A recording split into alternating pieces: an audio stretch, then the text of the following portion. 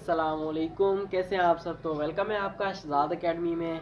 आज केमिस्ट्री के लेक्चर में हम मोल कॉन्सेप्ट को डिस्कस करेंगे और बिल्कुल बेहतरीन तरीके से करेंगे। और माजरत चाहता हूँ बैकग्राउंड में जो नॉइस आ रही है, क्योंकि विलेज लाइफ में बोर्ड भी बाहर रखा हुआ है तो इस वजह से थोड़ी नॉइस है। तो आज की इस वीडियो में हम मोल कॉन्सेप्ट को डिस्कस करने वाले हैं और इंशाल्लाह इस वीडियो के बाद आपको मोल में कोई भी परेशानी पेश नहीं आएगी। तो फर्स्ट ऑफ ऑल स्टार्ट कर लेते हैं। पहले मैं आपको डेफिनेशन की तरफ नहीं लेके जाऊंगा, पहले मैं आपको कुछ बताता हूँ मोल है क्या। तो अगर मैं आपसे कहता हूँ कि 1 दर्जन बनानास लेकर आए, यानी कि 1 दर्जन केले लेकर आए, तो आप लेकर आएंगे, मैं कहूँगा कितने हैं, आप कहेंगे 12 ठीक है।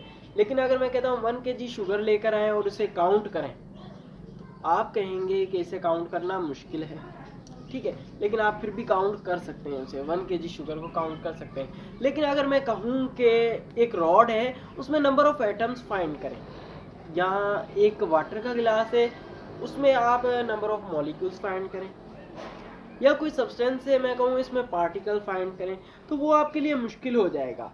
तो मोल क्या है? Mole is a counting unit. Mole एक ऐसा यूनिट है, mole is a counting unit, यानी कि एक यूनिट है, काउंटिंग यूनिट है, ये काउंट आपसे पूछता है। तो बेसिकली मोल की जो डेफिनेशन है वो थोड़ी सी कंफ्यूजेबल है, यानी कि कंफ्यूज कर देने वाली है। मैं यहाँ पर आपको दिखा देता हूँ। Amount of substance that contains the same number of atoms और मॉलिक्यूल्स और particles as there are in 12 gram of carbon 12। तो इस डेफिनेशन को पढ़ने के बाद कंफ्यूज हो जाते हैं हम कि ये क्या है। आपने तो कहा कि मोल इज अ काउंटिंग यूनिट, ठीक है। तो अब हमें एक रिलेशन बताया, जिस तरह से मैंने कहा कि मुश्किल है काउंट करना, ठीक है, कि एक रॉड के अंदर हम नंबर ऑफ एटम्स किस तरह से फाइंड करें। तो एवागाड्रो साहब ने कहा कि 1 मोल ऑफ किसी भी सब्सटेंस का, कोई भी सब्सटेंस ले लें, उसके 1 मोल में चाहे नंबर ऑफ एटम्स हो, मॉलिक्यूल्स हो, आयन हो, तो वो 6.02 × 10⁻23 होंगे, ठीक है। एटम्स भी हो सकते हैं, आयंस भी हो सकते हैं, मॉलिक्यूल्स, पार्टिकल्स, कुछ भी हो सकता है, ठीक है। तो इन्होंने इस चीज का सॉल्यूशन बता दिया कि काउंट करना हमारे लिए इजी कर दिया, ठीक है। Mole is a counting unit. उसके बाद आते हैं आगे, क्या डेफिनेशन है, मोल है क्या। अमाउंट ऑफ सब्सटेंस, मोल क्या है? अमाउंट ऑफ सब्सटेंस है दैट कंटेन्स, जिसके अंदर होते हैं the same number of atoms, molecules and particles as there are in 12 gram of carbon 12। यानी कि एक ऐसा सब्सटेंस जिसके अंदर बिल्कुल इसके बराबर नंबर ऑफ एटम्स हो, इस चीज के बराबर, यानी कि 12 ग्राम ऑफ कार्बन 12 के बराबर नंबर ऑफ एटम्स, मॉलिक्यूल्स या पार्टिकल्स हो। अब थोड़ा सा ये कंफ्यूज कर देने वाला है कि ये क्या, इसके साथ इसके कंपेयर क्यों किया गया है। तो मैं आपको बता दूं, ये बिल्कुल इजी है। अब मैं आपको लिख के दिखाता हूं। अब मैं कहता हूं कि 1 mole of carbon is equal to कितने ग्राम के बराबर होता है? 1 मोल ऑफ कार्बन 12 ग्राम के बराबर होता है। 12 ग्राम ऑफ कार्बन के बराबर होता है। इतनी चीज समझ में आ गई। अब मैं कह दूं कार्बन 12 यहाँ पर, ठीक है। सिंपली कार्बन 12 का क्या मकसद है, यहाँ पर हम इसका आइसोटोप ले रहे हैं, स्टैंडर्ड आइसोटोप है, ठीक है। तो यहाँ पर कार्बन 12 लिख दिया। इसमें और इसमें कोई फर्क है, आपको नजर आ रहा है? कोई फर्क नहीं है। 12 gram of carbon 12, 12 gram of carbon 12, यानी कि यहां पर मैं रिप्लेस कर सकता हूं 1 मोल ऑफ कार्बन। रिप्लेस करते हैं, पढ़ते हैं, इसके साथ डेफिनेशन को पढ़ते हैं। अमाउंट ऑफ सब्सटेंस, मोल क्या है? अमाउंट ऑफ सब्सटेंस है that contains the same number of atoms, molecules, particles as there are in 1 mole of carbon 12। 1 mole of carbon 12 में जितने number of atoms, molecules, ions होंगे, उतने ही 1 mole of किसी भी मोल के, किसी भी सब्सटेंस के 1 मोल में होंगे। अब इतनी चीज समझ में आ गई। अब आते हैं इधर से, ठीक है। अब मैं आपसे कहता हूं कि भाई, यानी कि अब हम इसके मोल निकालते हैं कि 1 मोल में कितने नंबर ऑफ एटम्स होते हैं। जिस तरह से हमें कहा गया कि यहां पर मैं वापस वही लिख देता हूं, 1 मोल ऑफ कार्बन 12 बराबर है कितने number of moles? 12 gram of carbon 12, ठीक है। अब 1 मोल ऑफ कार्बन यानी कि 1 mole of any substance contains dash atoms, यानी कि 1 मोल ऑफ कार्बन कितने एटम्स के बराबर होगा? Simply 6.02 into 10⁻23 atoms. ठीक हो गया। यानी कि किसी भी सब्सटेंस, इसे क्या कहेंगे? एवोगाड्रो नंबर कहेंगे। अब थोड़ा सा समझिएगा, ठीक है। Amount of substance that contains the same number of atoms, molecules और particles as there are in 12 gram of carbon 12, यानी कि जितने इसमें एटम होंगे उतने ही किसी भी सब्सटेंस के 1 मोल में होंगे। ठीक है, कितने होंगे? अब हमें पता लग गया इसके कितने एटम है, कितने 6.02 इंटू 10⁻23 एटम। ठीक है, अब मैं आपसे कहता हूं कि 1 mole of pure gold.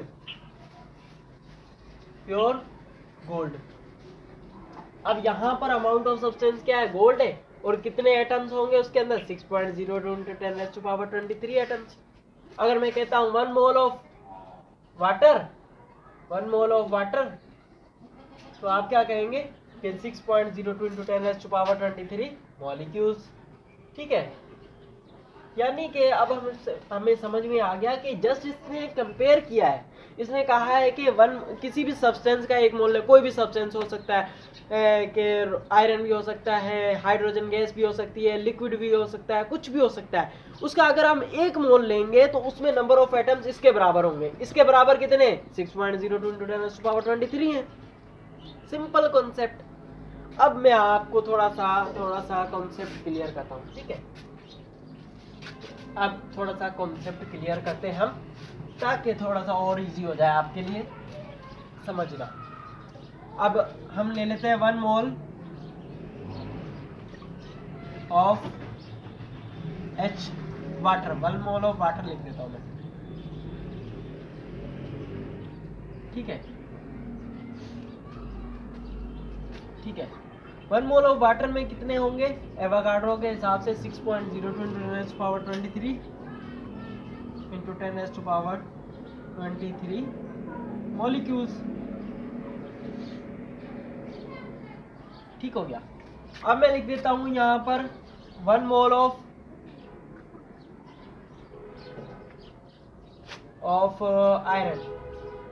Iron लिख देता हूं, Fe। आयरन हमेशा IR लिख देता हूं मैं, Fe। तो इसमें कितने एटम्स होंगे? 1 मोल ऑफ सब्सटेंस, ये 1 मोल है इस सब्सटेंस का, तो इसमें कितने एटम्स होंगे? 6.02 इंटू 10⁻23 एटम्स। अब यहाँ पर प्योर गोल्ड का मैं लिख देता हूँ, सॉरी 1 मोल ऑफ सिल्वर लिख देता हूँ, 1 मोल ऑफ सिल्वर। तो यहाँ पर भी कितने एटम्स होंगे? 6.02 इंटू 10⁻23 एटम्स। ये मेरा लिखने का क्या मकसद है? इस लिखने का मकसद है, आप कोई भी चीज का 1 मोल लेंगे ना, किसी भी चीज का 1 मोल, तो उसमें जो क्वांटिटी होगी 6.02 into 10⁻23, 6.02 into 10⁻23, 6.02 into 10⁻23 atoms, molecules, ions, कुछ भी हो सकता। ठीक है, इतने होंगे। लेकिन क्या हुआ, मैंने तो ये कहा आपसे, लेकिन ये मोल क्या कह रहा है? मोल कह रहा है कि इसके बराबर होंगे, इसके बराबर एटम्स, मॉलिक्यूल्स और आयंस होंगे। इसके बराबर कैसे? यानी कि इसके बराबर होंगे। तो ये क्या है? ये सिंपली वही तो चीज़ है। अब मैं दिखा देता हूँ आपको, ताकि आपका कॉन्सेप्ट क्लियर हो गया। तो ये कह रहा है कि 12 ग्राम कार्बन में जितने एटम होंगे ना, जितने मॉलिक्यूल होंगे, जितना कुछ होगा, उसके बराबर मोल में होंगे, 1 मोल में होंगे। तो अब 12 gram carbon, 12 gram of carbon 12 में कितने मोल होंगे? 1 मोल। 1 मोल ऑफ कार्बन 12 बराबर है 12 ग्राम ऑफ कार्बन 12। और कितने हैं इसमें? 1 मोल ऑफ कार्बन में कितने एटम होंगे? यहाँ से देख ले, किसी का भी लिख दे, 6.02 इंटू 10⁻23। जब ये दोनों बराबर है तो यहाँ पर भी तो बराबर होंगे ना, 23। तो यानी कि 12 ग्राम कार्बन में कितने एटम है? 6.02 × 10⁻23। जस्ट ये घुमाने के लिए हमें बताया गया है।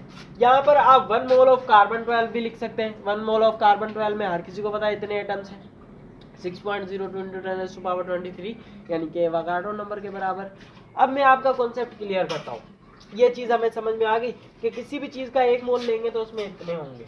और मोल क्या है? अमाउंट ऑफ सब्सटेंस है जिसके अंदर 6.02 × 10⁻23 number of atoms, molecules, ions हो सकते हैं। सब्सटेंस कोई भी हो सकता है, गैस भी हो सकता है, लिक्विड भी हो सकता है, सॉलिड भी हो सकता है।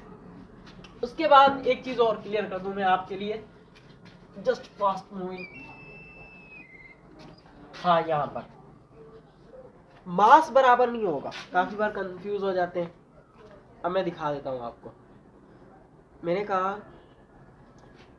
प्योर गोल्ड, ठीक है, उसमें नंबर ऑफ एटम 6.02 × 10⁻23 किसके बराबर है? इसके बराबर है 12 ग्राम ऑफ कार्बन में, ठीक है। उसके बाद मैंने कहा वाटर, ठीक है, वाटर में नंबर ऑफ मॉलिक्यूल्स 6.02 × 10⁻23 किसके बराबर है? इसके बराबर है, बिल्कुल एज देयर आर इन, यानी कि जितने इसमें हैं उतने ही 1 मोल ऑफ वाटर में है मॉलिक्यूल्स, ठीक है। इतनी चीज़ समझ में आ गई, लेकिन मास बराबर नहीं होगा। अब मैं आपसे कहता हूं कि 1 मोल ऑफ प्योर गोल्ड, यहाँ पर दोबारा लिख देता हूँ, 1 मोल ऑफ प्योर गोल्ड, और यहाँ पर लिख देता हूँ 1 मोल ऑफ कार्बन,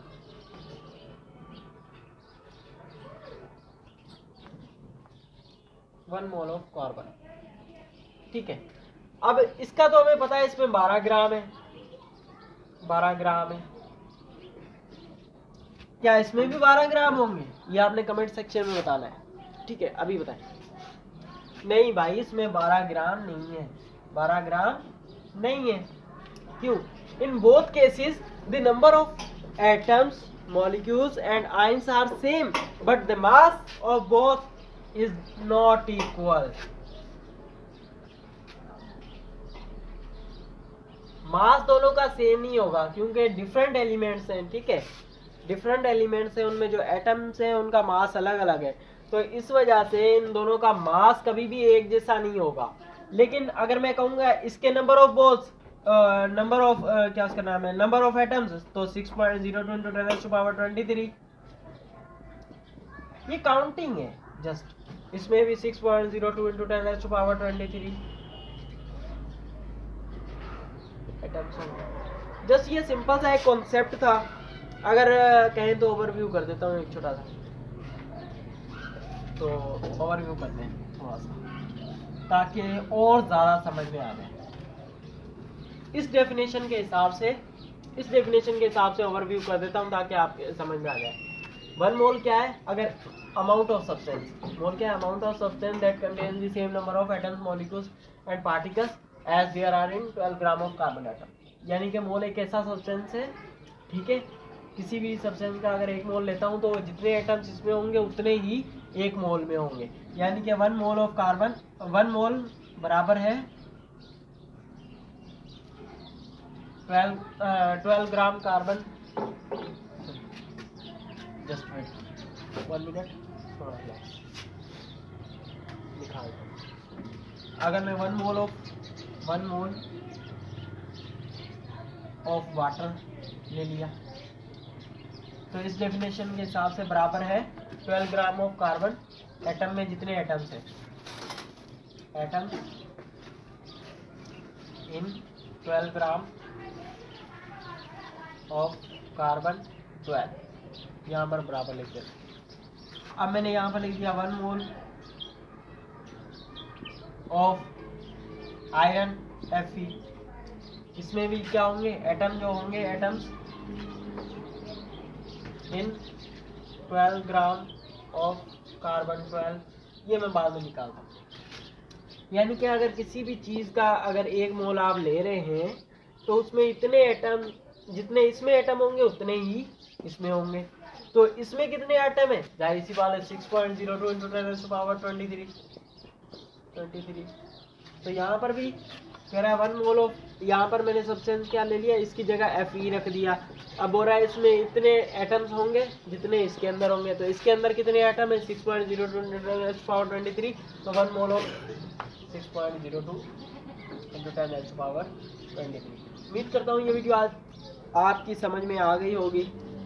ठीक है, मोल एक काउंटिंग यूनिट है। ठीक है, amount of substance that contains the same number of atoms molecules and ions that in 1 gram of carbon 12। यहाँ पर मैं सिंपली अगर ये मैं ये भी लिख सकता हूँ, amount of substance that contains the number of atoms molecules and particles is equal to 6.02 × 10⁻23। तो ये भी मोल की डेफिनेशन हो सकती है। इंशाल्लाह अगली वीडियो में क्या पता फार्मूला पढ़ाऊँ, क्या पता नेक्स्ट टॉपिक पर चलें। तो तब तक के लिए अल्लाह हाफिज़, मिलता है इंशाल्लाह नेक्स्ट वीडियो में। खुदा हाफिज़।